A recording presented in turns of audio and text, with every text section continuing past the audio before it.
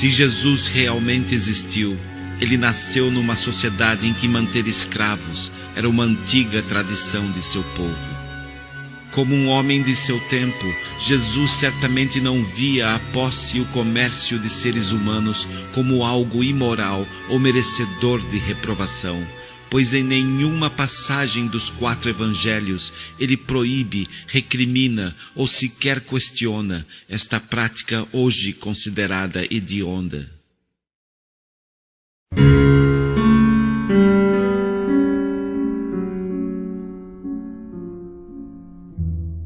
Numa de suas parábolas que trata da justiça divina, Jesus chega a descrever, sem questionar, o açoite de escravos como medida para manter a disciplina e a justiça.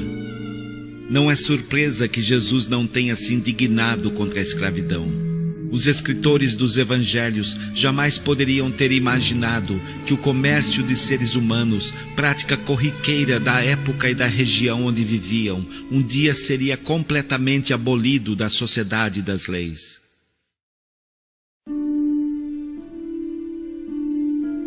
O Deus bíblico que supostamente estabeleceu rígidas leis morais para seu povo no Antigo Testamento não proibiu a escravidão. Proibiu a culinária com carne de porco, moluscos e crustáceos, o trabalho nos sábados, o divórcio, a homossexualidade, a tatuagem, a fofoca, a mágica, tranças nos cabelos, colares de ouro ou pérola e vestimentas feitas com 2 tipos de fios, mas não proibiu a escravidão. Enquanto o Antigo Testamento permite e professa abertamente a escravidão, chegando até mesmo a legislar sobre ela, o Novo Testamento enaltece a submissão do escravo como uma atitude verdadeiramente cristã. Algumas passagens do Novo Testamento contêm exortações que buscam convencer os escravos a se submeterem aos caprichos de seus senhores, mesmo dos mais cruéis. Na Epístola de Filemão, Paulo chega a devolver o escravo foragido Onésimo a seu senhor Filemão, um rico dono de escravos convertido ao cristianismo, sem nem sequer questionar, em nenhum momento, se a prática de possuir e comercializar seres humanos era imoral ou não. Em nenhuma passagem do Novo Testamento encontramos sequer uma linha que proíba, recrimine ou questione a escravidão, nem sequer uma linha que insinue que a escravidão possa ser uma prática desumana, imoral ou anticristã. Desde os primórdios do cristianismo até a Igreja Católica do período medieval, os cristãos raramente questionaram a escravidão. A esmagadora maioria considerava a posse, a comercialização e a disponibilização de seres humanos como uma prática corriqueira, necessária, legítima, amplamente aceita pela sociedade e autorizada por Roma. Quando o Império Romano se tornou cristão sob o comando do imperador Constantino, a escravidão permaneceu inalterada. Muitas ordens religiosas, gente do alto clero e até mesmo alguns papas possuíram escravos até o final do período medieval. A própria Igreja de Roma tornou-se a maior dona de escravos do Império Romano e tinha como prática punir com excomunhão qualquer escravo foragido.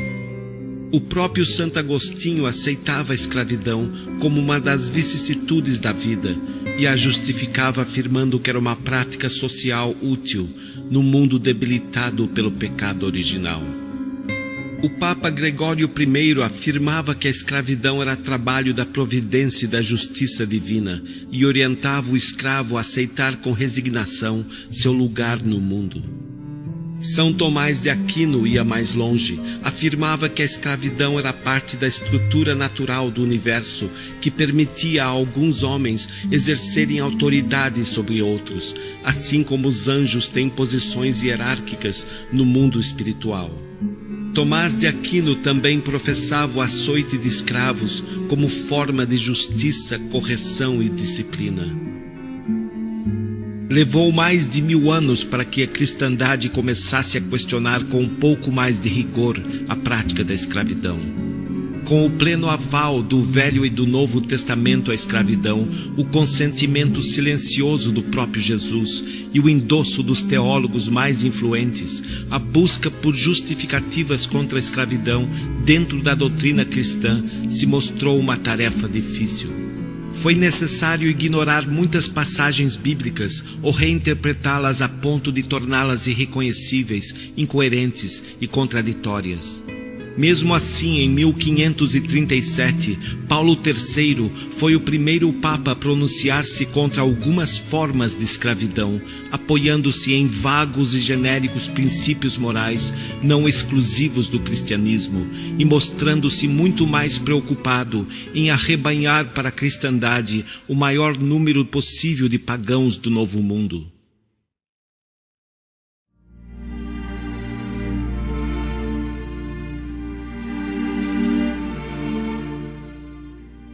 Durante os movimentos abolicionistas do século XVIII, promovidos por pensadores iluministas e cristãos liberais desvinculados das religiões dominantes, ficaram claras as justificativas bíblicas à prática da escravidão. Pois os mais fortes argumentos anti-abolicionistas se apoiaram em várias passagens bíblicas e na teologia dos principais formadores da doutrina cristã. Na Itália, o cardeal Gödel, influente teólogo da Igreja de Roma, afirmou que a escravidão era compatível com a lei natural e que não quebrava a igualdade entre os seres humanos, pois os escravos retinham alguns direitos, como o direito de ser tratados com humanidade por seus senhores. Na Inglaterra, George Whitefield, famoso pastor anglicano, pregou obstinadamente a legalização da escravatura e apoiava a maioria de seus argumentos em textos bíblicos.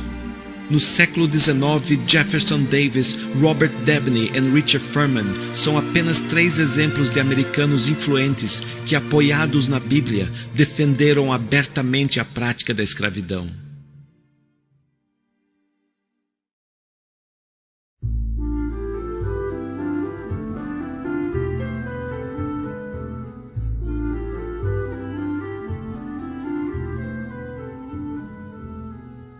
Durante o período colonial no Brasil, a Igreja brasileira utilizou com eloquência a teologia e a moral cristã para legitimar a política portuguesa sobre a escravidão, e não para contestá-la. Os eclesiásticos católicos defendiam o comércio de escravos como uma nova cruzada cujo objetivo era espalhar a fé cristã entre os africanos e índios, e afirmavam que sem o trabalho escravo, a América portuguesa seria impossível. Durante esse período, a ação da Igreja resumia-se a aconselhar os proprietários a dar um tratamento humano aos escravos que os obedecessem com subserviência. Apenas aos escravos que os obedecessem com subserviência. E como contrapeso, a Igreja instruía os escravos na doutrina da submissão cristã a seus senhores, como garantia contra a deslealdade e a insurreição.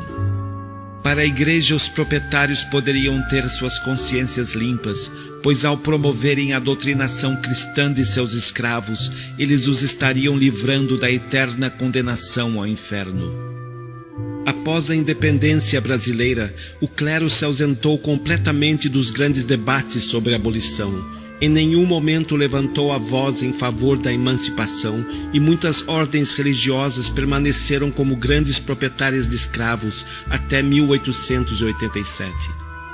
Apenas a partir da década de 1870, quando o fim da escravatura já era considerado inevitável, o jornal católico O Apóstolo, que era organizado pela elite eclesiástica brasileira, iniciou um tímido apoio à abolição. E nos últimos anos que precederam o fim da escravatura no Brasil, pressionado pelo grande apoio popular à causa abolicionista, o jornal promoveu uma lenta mudança em seus argumentos teológicos. A teologia de Santo Agostinho da escravidão como resultado do pecado original e, portanto, inevitável e socialmente útil, passou a dar lugar a uma inédita visão teológica, sem nenhum respaldo bíblico. A escravidão como um pecado em si. Este é um bom exemplo de como a moral cristã se viu obrigada a se adequar às mudanças de valores morais promovidas pela evolução da sociedade.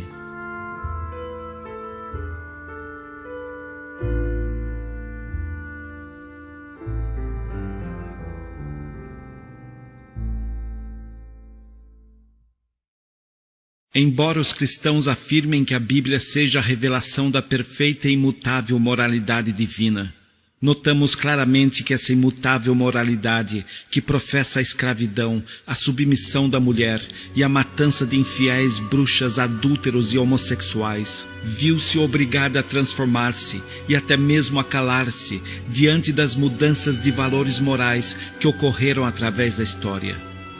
Por isso é um erro imperdoável acreditar que as religiões são as fontes perenes de nossa moralidade. As religiões são apenas recipientes da moralidade humana, que por sua vez está sujeita a transformações através do tempo.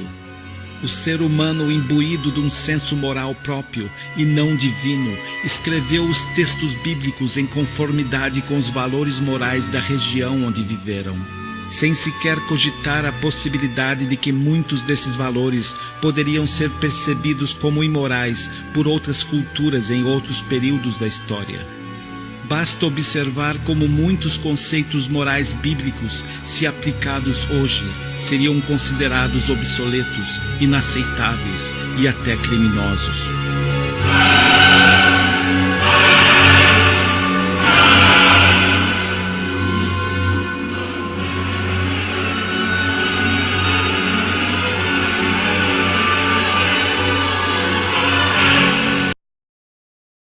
Começando pela escravidão. É isso mesmo. A Bíblia dá total apoio à escravidão e eu vou demonstrar para vocês. Depois que Moisés desceu do monte, começou a estabelecer as regras, olha que bonito que eram as leis que supostamente Deus deu para ele, e ele introduziu isso no povo hebreu. Êxodo 21. E estas são as leis que exporás, entre aspas, os israelitas, nessa versão católica. Quando comprares um escravo hebreu, pronto, parou, não precisa ler mais nada, parou. Quando comprares um escravo, peraí, Deus está sendo conivente com o comércio e a compra de seres humanos? Já, para mim, acabou.